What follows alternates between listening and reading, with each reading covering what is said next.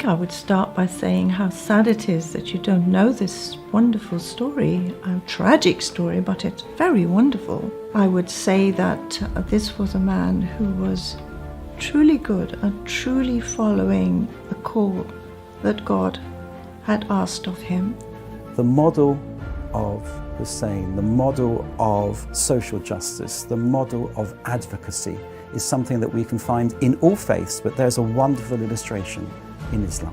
Hussein is never usually one of the major figures in these dialogues. Often you might have discussions, for instance, of Jesus or of the prophethood of Muhammad.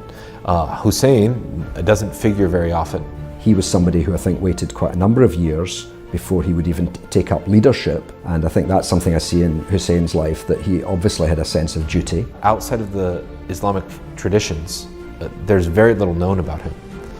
And here is a model of a spiritual leader, of a religious leader, of a political leader, who actually, I think, could speak much more broadly to the world. It would be nice to include Hussein in the sort of pantheon of religious greats that often people talk about: Moses, Jesus, Buddha, Mother Teresa, Martin Luther King, these names that people regularly know. You're dealing with a really tragic event that took place in real history, you know, a handful of people, and outnumbered by a vast army, and deprived of water, women and children.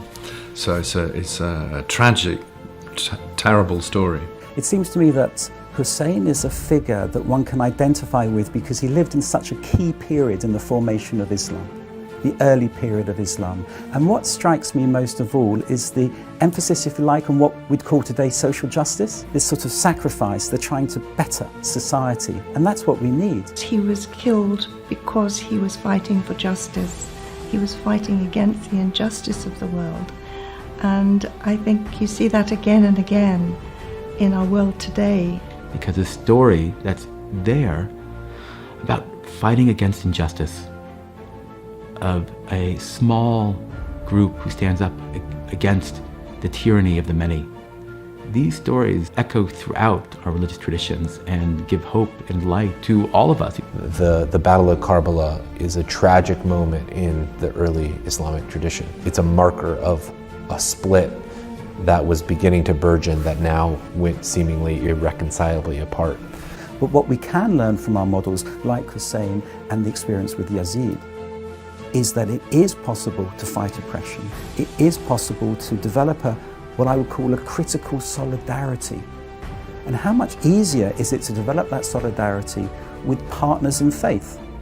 I might not have the same faith as you, but I'm a partner on the same journey as you. And I respect your position, I respect your faith, I respect your claim to truth. All I ask is that you respect mine.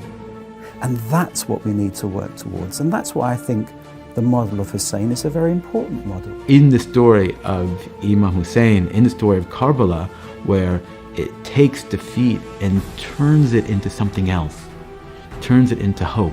Because there is so much in that story that affects us in today's world, I think. It's speaking to us down the centuries and what is going on in the world today. There's so much in that story. He really is a model for all humankind, really.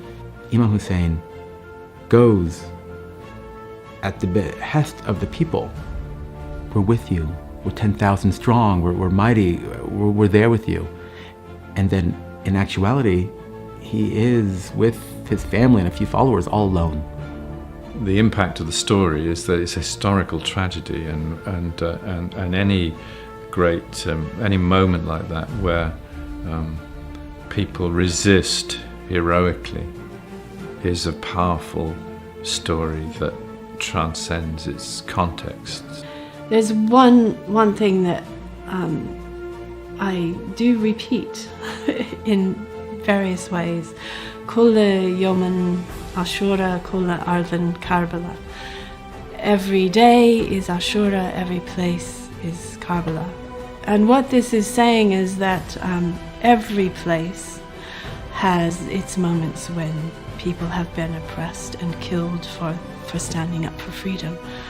And this kind of thing happens every day. It's happening today, it happened yesterday, it'll happen tomorrow, and it will carry on happening.